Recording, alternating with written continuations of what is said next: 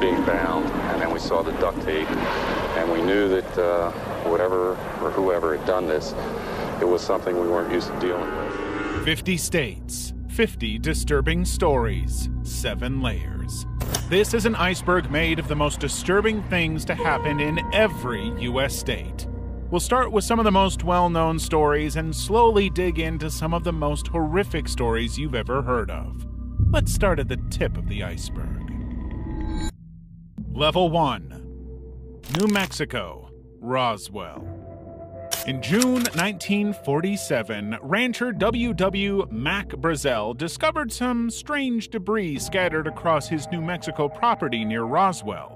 Lightweight, metallic fragments, balsa wood, and tinfoil-like material.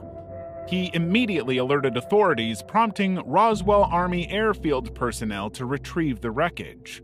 On July 8th, the Air Force announced the recovery of a flying disc, igniting global speculation as to what exactly that meant. Within just 24 hours, those same officials reversed course, claiming it was nothing more than a crashed weather balloon. A story that held for decades. But decades later, witnesses emerged with contradictory accounts. Retired Major Jesse Marcel, who oversaw the initial recovery, insisted in the 1970s that the debris was not of this earth, and then the military staged photos with balloon materials to hide the truth from the public. Other witnesses described a larger crash site with alien bodies, small, hairless humanoids, which were allegedly transported to Area 51. But skeptics dismissed these as confused, mixed-up memories of Cold War-era experiments, such as Project Mogul, a classified program using high-altitude balloons to detect Soviet nuclear tests. The U.S. Air Force's 1997 report of the incident said that the alien bodies were actually just parachute test dummies dropped in the 1950s. Yet gaps in the story are still unexplained and might never be answered.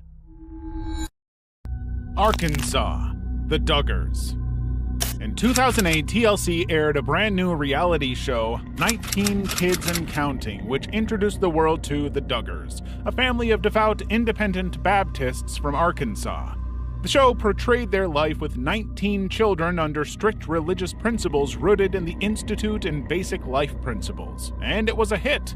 Jim Bob and Michelle Duggar soon leveraged their huge platform to advocate for conservative political causes they believed in, including campaigns against LGBTQ+ rights in Arkansas. But behind this curated image, their eldest son Josh had a secret. He had murdered 5 minors between 2002 and 2003, including 4 sisters aged between 5 and 11, all while his parents concealed the abuse and sent him to an unlicensed religious training program. The case had actually gone to police years earlier in 2006, but the investigation was derailed when Jim Bob and Michelle refused to cooperate. When the statutes of limitation expired, authorities ultimately dropped the case, allowing them to get away with it. Until 2015. In Touch Weekly exposed the police report revealing Josh's crimes and the Duggars' cover-up and prompting TLC to cancel 19 Kids and Counting. Unwilling to let their empire fall, the Duggars attempted a rebrand with the spin-off Counting On, but Josh's 2021 federal conviction for possessing child sexual abuse materials, for which he's currently serving a 12-year prison sentence, ended the franchise entirely. But the Duggars had more trouble to come. Former family members, including daughter Jill Duggar, alleged financial exploitation and emotional manipulation tied to the reality TV enterprise. And internal IBLP documents and survivor accounts subsequently revealed systemic abuse patterns within the organization the Duggars promoted. So, all around, they were in some shady company. Utah, Ted Bundy. In 1974, a pattern emerged across the Pacific Northwest. Young women, often college students with long dark hair, vanished after encounters with a charming man named Ted. Witnesses described a Volkswagen Beetle and a suspect feigning injuries to exploit victims' empathy. This man was Ted Bundy, now recognized as one of the most notorious serial killers in American history. After relocating to Utah in 1975, Bundy was arrested following a traffic stop that uncovered handcuffs, ropes, and a ski mask, all tools linked to kidnapping. Given the extensive number of women disappearing after their encounters with him, he had no defense. But even though he was convicted of aggravated kidnapping, he escaped Colorado custody twice in 1977, fleeing to Florida. There, in January 1978, he infiltrated a Florida State University sorority house, bludgeoning and strangling 2 students and assaulting 2 others. Hours later, he attacked another student, leaving her permanently disabled. He simply could not stop. His spree came to an end weeks later with the abduction of 12-year-old Kimberly Leach, whom he raped and murdered. His stolen vehicle led to his final arrest in Pensacola, where forensic evidence sealed his conviction for the sorority murders. By the time of his 1989 execution, he had confessed to 30 killings, though experts speculate the true toll exceeded 100. Ohio, Oxford Lights. A long time ago in Oxford, Ohio, a farmer's daughter had a boyfriend, but her father didn't approve of him or their relationship. He forbade her from going to see him, but she couldn't resist. So the couple came up with a signal, a 3-flash light, to coordinate their late-night meetings. But the girl's father found out what was going on and crashed the meeting. In his panic to get away, the boyfriend tried to speed away on his motorcycle, only to crash into a barbed wire fence, which decapitated him. Decades later, it said that people at the intersection of Old Milford and Earhart Road can encounter the restless spirit of that boy. Supposedly, when people park at the intersection and flash their car lights 3 times, they can wait to see a distinct orb-like glow that approaches before vanishing. Some witnesses also have described other things, like faint screams, floating red lights resembling bike reflectors, or brief appearances of emergency vehicle flares. The incident has never been confirmed, but the ritual persists as a local tradition, particularly among students who want to see if the phantom biker shows up. Kansas, tornadoes. On May 4, 2007, a 1.7-mile-wide EF5 tornado with 205-mile-per-hour winds obliterated 95% of Greensburg, Kansas, marking the first EF5 rated tornado in history under the newly implemented enhanced Fujita scale. At 9:45 p.m., the storm hit, leveling 1,400 homes and businesses, killing 11 people and injuring 63. Survivors described scenes resembling a bomb blast, with neighborhoods reduced to debris fields and critical infrastructure like hospitals severely damaged. The damage was so intense that it drove Greensburg to redevelop itself into a model of sustainability, with rebuilt energy-efficient structures and a community-led green initiative. Yet, while this EF5 was a historic meteorological milestone, it wasn't the state's deadliest tornado. That remains the 1955 Udall F5, which killed 80 people in 3 minutes without even a slight warning. The EF5 gave residents 26 minutes to evacuate, but it wasn't enough to ensure the safety of the residents. Level 2. Michigan, Jimmy Hoffa. James Jimmy Hoffa rose from a Detroit warehouse worker to president of the International Brotherhood of Teamsters by 1957, but he quickly used his power for improper purposes. While leading the union, he had forged a series of alliances with organized crime to combat corporate opposition. Within a matter of years, the Teamsters Pension Fund became a $1.5 billion financial tool for mob-backed Las Vegas casino projects. But it was all about to come crashing down.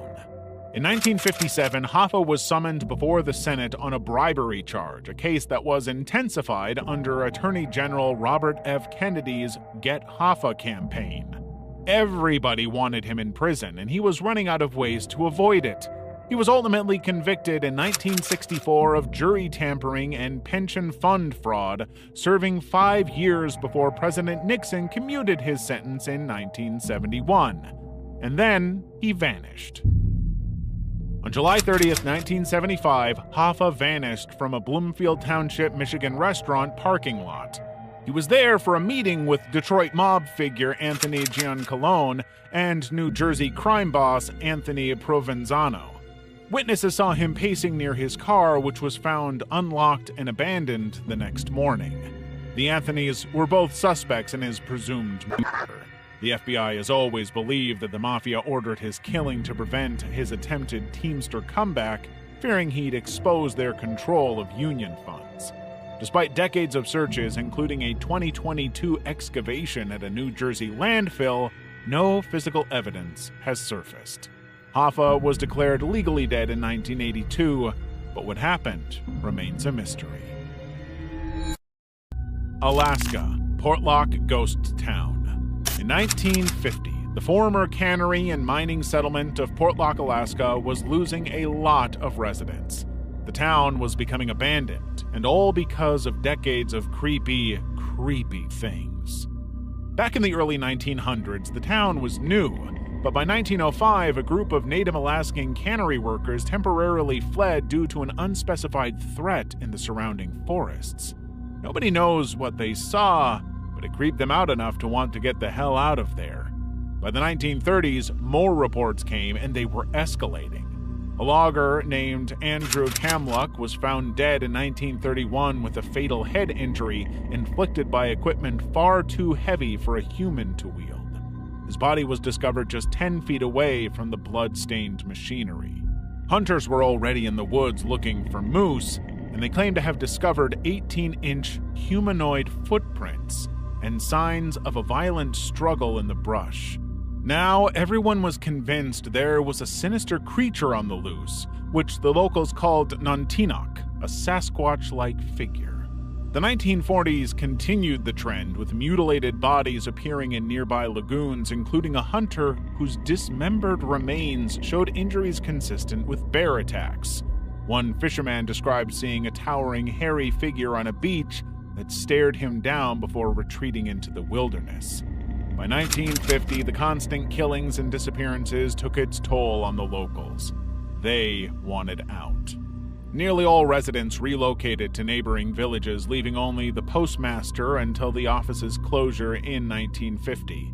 Official records have long claimed that the town's isolation from Alaska Route 1 was the primary cause of abandonment, but survivors maintained that something in the woods drove them out. They just don't know what. New Hampshire, Betty and Barney Hill. Betty and Barney Hill, a couple from Portsmouth, New Hampshire, were driving home from a Canadian vacation on September 19, 1961. As they drove through the White Mountains, they saw a bright, erratic light tracking their car. It became so confusing and distracting that they eventually stopped to investigate fully, but that's when Barney saw a disc-shaped craft. According to him, he saw humanoid figures in uniforms watching them through binoculars, and that was enough for them to flee back to the car in a panic. When they arrived home, it was 5 a.m., but given when they left, traffic and other circumstances, they should have arrived at 2 a.m. Somehow, they lost 2 hours of time. Then, they noticed Betty's torn dress, Barney's scuffed shoes, and the unexplained circles on their car. For the next month, Betty reported vivid dreams of being examined by gray-skinned beings so realistic they felt like memories. The couple underwent hypnosis with a psychiatrist 2 years later when they described being left aboard a spaceship, separated and subjected to medical tests including skin scrapings, needle probes, and a pregnancy test. Betty claimed the beings showed her a star map which one astronomer later interpreted as the Zeta Reticuli system. Their case spurred a 2,500% increase in abduction reports and remains a critical piece of evidence in UFO circles. Montana, Blackfeet Flood. In early June 1964, a storm system collided with Montana's late-season mountain snowpack, triggering catastrophic flooding across the state. Heavy snowfall and below-average temperatures meant that the snow didn't melt, saturating the soil.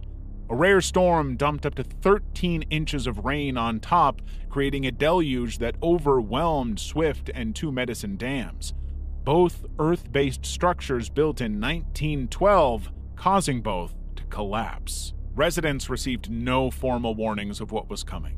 The phone lines failed, and radio alerts came too late.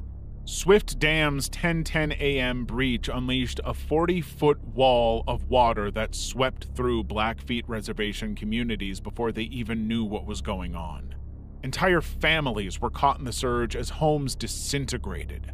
31 people died, including 19 from a single extended family. The flood destroyed over 260 homes, washed out bridges, and stranded survivors without supplies for days, with 20% of Montana affected. Butch Newbreast, then 14, lost his parents and toddler sister in the disaster. Their bodies were never recovered. Now in his 70s, Newbreast often rides Birch Creek's banks near the former dam site, scanning the eroded landscape for traces of his family. Pennsylvania, Centralia. On May 27, 1962, the thriving coal mining community of Centralia, Pennsylvania, had its worst day in history. During a routine landfill cleanup, a controlled trash fire ignited an exposed coal seam beneath the site. Despite their best efforts to contain it, the fire spread through the abandoned mine tunnels, fueled by an estimated 25 million tons of coal. It would continue to burn for years, threatening the peace of the 1,500 residents. By the 1970s, the fire caused hazardous conditions including ground subsidence, toxic gas emissions, and sinkholes. And then came the health issues. Air quality tests revealed dangerous carbon monoxide levels, and a 1986 health study linked residents' respiratory issues, hypertension, and chronic stress to the fire. The fire was never going to stop, and it was only making everybody sick. The U.S. government allocated $42 million in 1983 to relocate residents, with most accepting buyouts by 1984. By 1991, Pennsylvania invoked eminent domain, condemning properties and reducing the population from 1,000 to 63. And by 2020, only 5 residents remained in a town that nobody could even get to. Today, overgrown streets and cracked asphalt mark the abandoned town, with steam vents and skeletal trees lining the homes of former residents.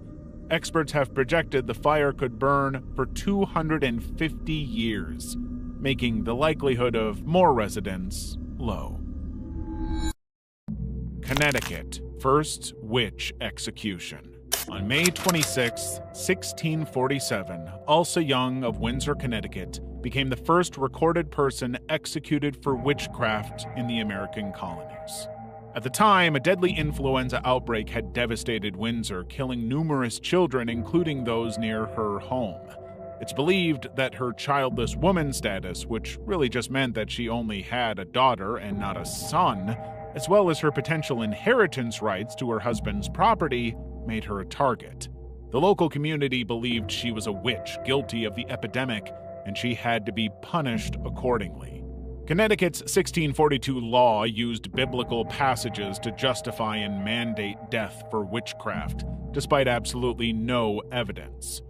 So when that May Day came, Ulsa was hanged before her peers despite her pleas for mercy.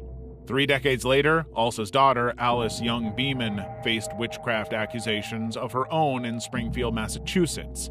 Her husband had died, and locals immediately accused her of continuing her mother's alleged work. Alice wasn't hanged, but only because her son successfully sued for defamation, barely preventing formal charges. Centuries later, Windsor's town council unanimously exonerated Ulsa Young and other witches, citing the injustice of the trials. She was later pardoned of all her alleged crimes. Hawaii. Volcanoes. In November 1790, Hawaii's Kilauea, one of the world's most active volcanoes, ignited a violent, explosive eruption which generated pyroclastic surges, hot, fast-moving mixtures of gas and volcanic debris that killed between 400 and 800 people. The victims were mostly Hawaiian warriors and their families caught in the summit area. By 1919, their footprints were discovered preserved in ash near the summit. To this day,